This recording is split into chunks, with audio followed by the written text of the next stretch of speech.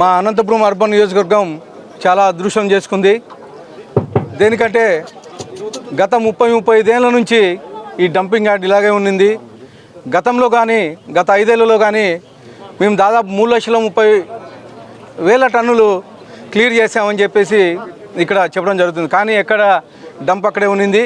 కానీ ఈరోజు మా ముఖ్యమంత్రి వర్యులు నారా చంద్రబాబు నాయుడు గారి ఆదేశాల మేరకు మా మంత్రివర్యులు అర్బన్ శాఖ మంత్రులు నారాయణ గారు తోడ్పాటుతో ఈరోజు ఈ డంపింగ్ యార్డు అక్టోబర్ 2 లోపల మొత్తం క్లీన్ చేయడం జరుగుతుంది.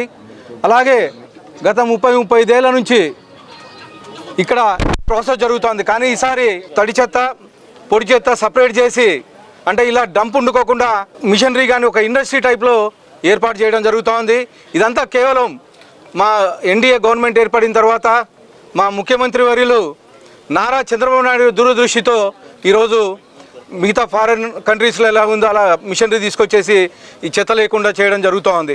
ఇది నిజంగా గతంలో మీరు చూశారు 3,30,000 టన్నులు క్లీన్ చేసామని చెప్పేసి గత మున్సిపల్ కార్పొరేషన్లో చెప్పడం జరిగింది. కానీ ఆ రోజు ఉండే మిషన్ కెపాసిటీ అయితే ఏమి ఇవన్నీ చూసుకుంటే 2,00,000 టన్నులు కానీ క్లీన్ చేయలేదని చెప్పేసి అక్కడ ఉండే డిప్యూటీ మేయర్లు చెప్పడమే జరిగింది.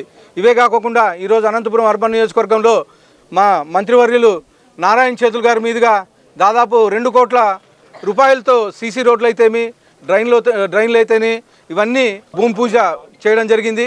ఇవి కానీ త్వరలోనే కంప్లీట్ చేస్తాం. ఇవే కాకుండా మేము మా మంత్రివర్యులు మేము పత్రికాముఖంగా అడుగుతున్నాం.